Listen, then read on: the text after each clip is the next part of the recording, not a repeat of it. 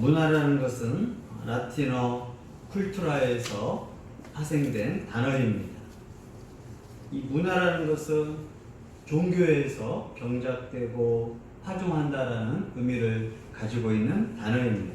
즉, 문화가 발달하는 곳에서는 뭐가 있었냐면 종교가 있었다라고 가르쳐주고 있습니다. 사람이 살아가는 이 문화는 종교가 있는 곳에 종교의 발전과 함께 같이 성장하고 발전된 게 문화라고 가르쳐주고 있습니다. 때로는 이 문화가 하나님을 대적하기도 하고, 때로는 이 문화를 통해서 복음의 통로, 선교의 통로 도구가 되기도 합니다. 대표적으로 악한 문화의 특징은 바벨론 문화가 있었고, 요한계시록에 나오는 로마의 문화도 있었습니다.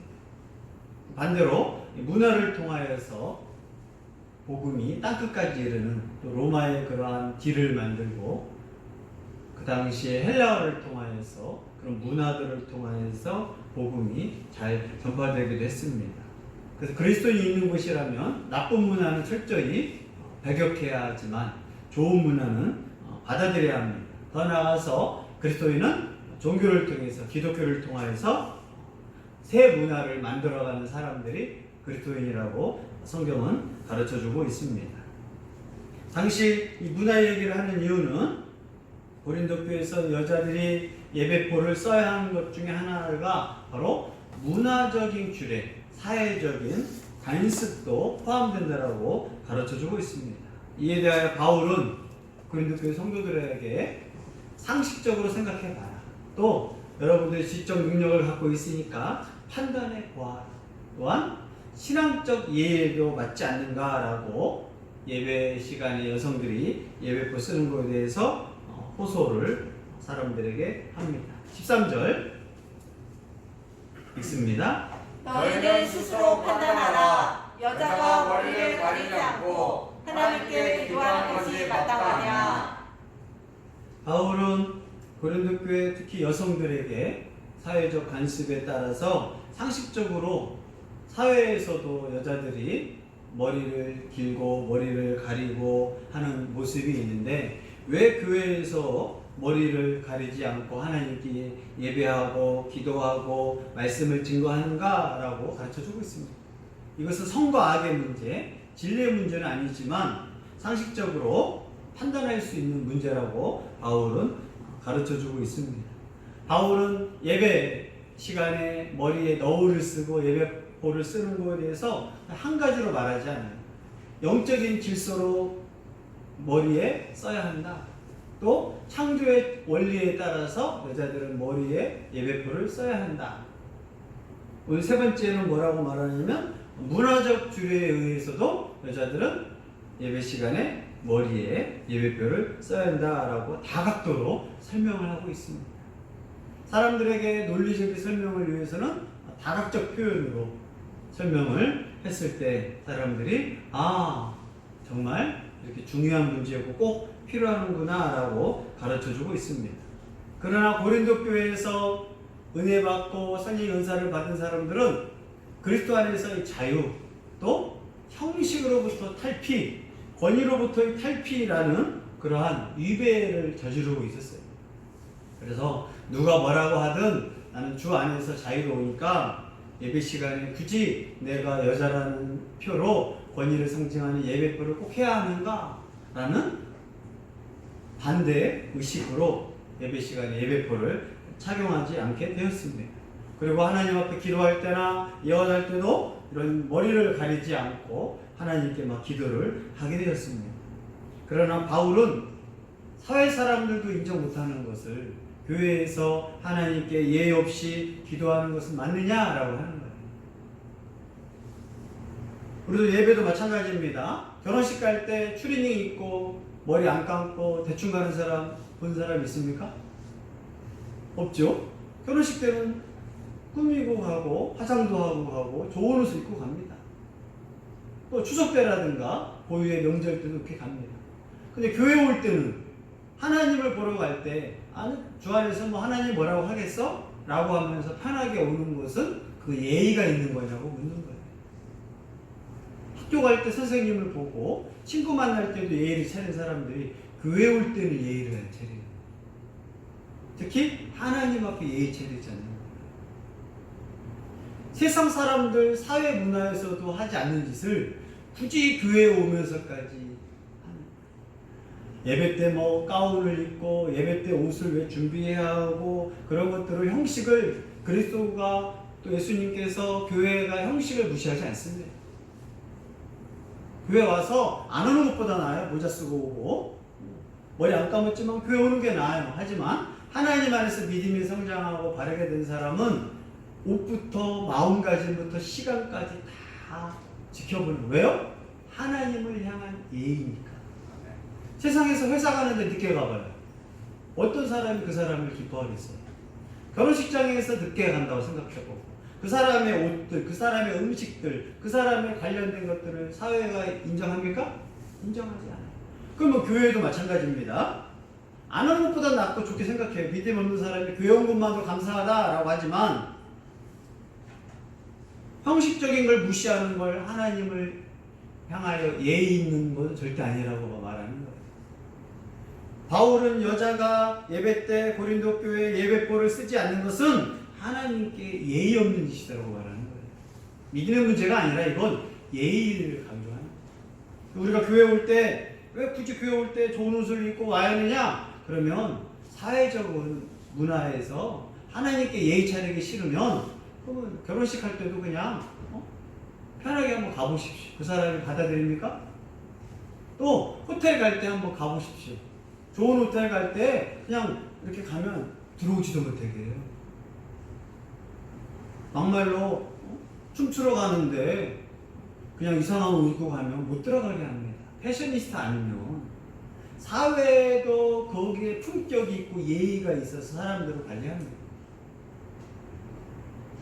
그런 것처럼 하나님 앞에 나올 때 여자가 머리를 가리지 않는 것 자체를 예의라고 그 당시에 생각을 했다는 거예요. 특히 고린도 지역에서 헬라 지역에서 여자가 머리를 가리지 않고 공적인 모임에 사람 앞에 하는 건 무례한 짓인 거예요. 단순히 예의 없는 게 아니라 무례하다라는 거예요.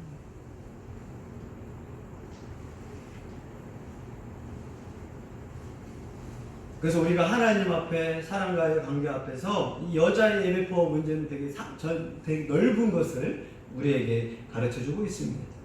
그러므로 우리가 하나님 앞에 예의 있으려면 시간, 복장, 헌금 그런 것들을 잘 가꾼 사람이 하나님 앞에 예의 있다라고 꼭 기억하기를 바랍니다. 그건 신앙에 성장하는 사람은 그걸 지킵니다. 그러나 교회도 간신히 오는 사람, 시간도 못 지키는 사람, 그 사람 믿음 있다고 말해서는 안 돼요. 난 어린아이여서 그냥 교회 오기만 해도 감사해요. 모자 쓰고 와도 아유 머리 안 감고 모자만 쓰고 와도 감사하다. 옷을 그냥 주워 입고 와도 정말 대단하다.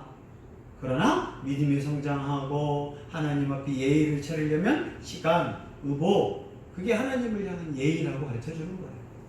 이 문제로 예배포 시간에 그렇게 가르쳐주는 거예요. 누가 결혼식 한다고 하면 그 사람을 축하하지만 그 사람의 예의 있게 가는 거예요. 대통령 만나러 갈 때는 대통령의 그러한 예의에 따라서 좋은 옷을 입고 가주는 거예요. 내가 어디 문화에 가면 거기에 맞게 가는 거예요. 야구장 갈 때 양복 입고 가면 또 예의 있는 게 아니에요? 축구하러 가는데 어떤 사람은 목사님들이 구두 신고 양복 입고 축구하러 가요? 그 예의가 아닌 거예요. 또 거기에 맞게 의복과 거기에 맞는 그걸 예의라고 말하는 겁니다. 그러면서 여자들이 머리를 가리지 않고 하나님께 기도하는 게 마땅하냐? 판단해봐라. 상식으로 생각해봐라. 이건 상식적으로 말이 되지 않고 지적을 가진 사람은 이것을 판단할 수 없다라고 가르쳐주고 있습니다. 하나님께 예배한다. 바른 예배는 뭐냐? 창조의 질서와 함께 사회적 문화와도 맞게 예배한다는 것입니다. 우리나라 초기에 선교사들이 어떤 옷을 입고 왔냐면 양복을 입고 왔어요. 근데 한국에서 예배드리고 조선에서 예배드리니까 뭐 입고 있어요? 다 한복을 입고 있고 흰 옷을 입고 있고 머리를 쓰고 있고 갓을 쓰고 있으니까 선교사들이 어떻게 했겠어요? 너는 후진국이고 가난한 나라니까 너가 나를 따르는 게 아니라 기꺼이 이름을 바꾸고 외국 이름을 바꾸고 기꺼이 자기도 갓을 쓰고 시옷을 입고 그들의 문화에 맞게 해야 서로 조화가 되고 그들이 예의를 지킨다고 해서 의식 있고 예의 바른 선교사들은 그렇게 조선의 나라에 같이 했습니다. 또 중국의 선교사가 허드슨 테레스 같은 경우는 중국의 스타일은 뭐였냐면 머리를 다 밀고 하나만 기르는 스타일이에요. 그러면 중국 사람 전도하기 위해서 기꺼이 머리를 밀고 머리를 길게 따서 그들에게 전도하고 교제했던 게 그게 예의라는 거예요. 바울은 이렇게 하나님 앞에 머리를 가리는 문제는 영적 질서, 창조적 원리, 더 나아가서 사회적 간섭, 문화적 주례임을 고린도 교회에 가르쳐주고 있습니다. 그러면서 이제는 본능으로도 너희에게 그것을 가르치지 않느냐라고 하면서 남자의 긴 머리는 오히려 수치고 여자의 짧은 머리도 수치다. 반대로 여자의 긴 머리는 영광, 남자의 짧은 머리도 합당한 것을 본능에 맞게 설명을 하고 있습니다. 14절 읽습니다. 만일 남자에게 긴 머리가 있으면 자기에게 부끄러움이 되는 것을 본성이 너에게 가르치지 아니하느냐. 불교, 유교 그런 데서 그렇게 막 자세히 가르치지 않습니다. 그러나 성경은 창조의 원리, 처음부터 하나님이 만드는 창조의 원리가 있고 영적 질서가 있고 또 그러한 사회적 간섭을 무시하지 않습니다. 그래서 다각도로 하나님의 말씀들을 공부하고 하다 보면 이런 깊은 뜻이 있구나. 남자 여자에 대해서 지금 혼란한 시대입니다. 동성애를 받아들이고 선진국들이 이런 거에 대해서 개념이 없어졌던 시대이기 때문에 최고의 답은 성경이에요. 자, 요즘 남자 긴 머리 하는 남자 있습니다. 특히 예술을 하는 사람들, 미술을 그리고 음악가들 머리가 깁니다. 또 남자가 긴 머리를 하는 사람도 있지만 여자도 짧은 머리가 더 잘 어울리기도 합니다. 그러나 성경에서 말하는 본성 대부분의 사람, 대부분의 남자는 머리가 짧습니다. 누가 머리를 짧게 하라고 한 적이 없었어요. 본성적으로 머리를 짧게 하고 싶어지는 거예요. 남자들은. 왜요? 내 자연성, 내 본성이 짧은 머리를 선호해요. 보편적으로 말해요. 지금도 하물며. 여자들 보십시다. 아기 때부터 엄마가 너 머리 짧게 할 거야가 아니라 엄마 나 머리 길릴 거야 라는 본성이 있어요. 남자의 남자다움, 여자는 여자다움이 처음에 태어날 때부터 그런 본성이 있는 거예요. 보편적으로. 바울은 남자가 긴 머리가 있으면 부끄럽다. 특히 고린도 상황, 초대교회 상황에서 남자의 긴 머리는 수치, 부끄러움이었어요. 지금은 예술가의 특징이 있어요. 긴 머리 딱 하면 저분 예술하시는 분인가 봐. 음악을 하시나 미술을 하시나 그렇게 인정합니다. 그러나 그 당시에는 수치스럽고 부끄러운 거였어요. 특히 헬라 문화, 성경시대의 문화는 헬라 문화였어요. 그리스가 전 세계를 지배했을 때도 이 헬라 문화를 인정했습니다. 헬라어, 헬라의 그런 관습들. 근데 헬라 문화였던 당시에는 만약에 남자가 머리를 하면 수치스럽고 부끄럽게 생각을 했습니다. 남자가 머리를 기른다는 것은 예술가로 그 당시에 생각하지 않고 동성애의 여자 역할을 했어요. 또 몸을 파는 남자가 머리를 길게 했습니다. 특히 이방 신전에서 남자가 머리를 길게 하고 있으면 그 남자는 동성애의 여자 역할을 맡은 사회적 상황이었어요. 그렇기 때문에 헬라 시대에도 남자의 긴 머리는 수치스럽고 창피하고 사람들한테 손가락질 당하는 상황이었습니다. 또 반대로 머리가 짧은 여자는 어떤 여자였냐면 지금이랑 달라요. 지금은 새로운 패션으로 더우니까 또 여러 가지 상황에서 하지만 그 당시에 여자가 머리를 짧게 한 것은 몸을 파는 여자의 상징이었습니다. 이방 신전에서 또 동성애를 하는 남자 역할, 또 몸을 파는 여자다라는 상징이 머리를 짧게 하고 다녔습니다. 그래서 고린도 문화에서 남자의 긴 머리는 수치였고 여자의 짧은 머리는 수치였고 또한 이 본성 하나님이 우리를 그렇게 만드셨기 때문에 남자들은 대부분 머리를 짧게 하고 싶어져요. 여자는 길게 하고 싶어집니다. 그게 본성이에요.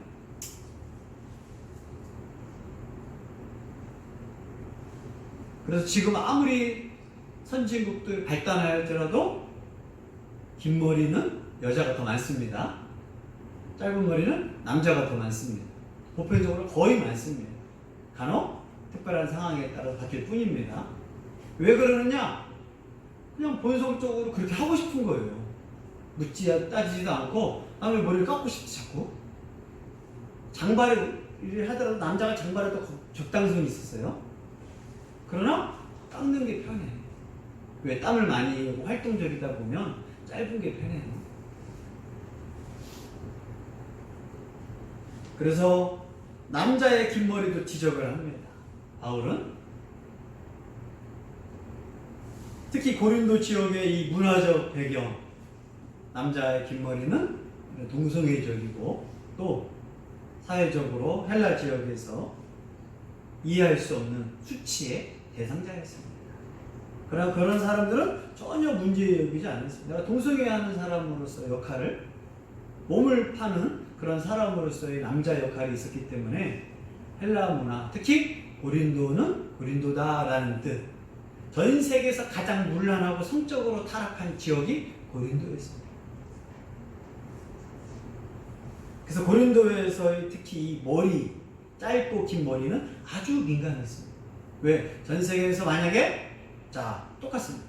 중국의 우한에서 왔다고 하면 여러분 뭐라고 생각하겠어요? 코로나 근원인가?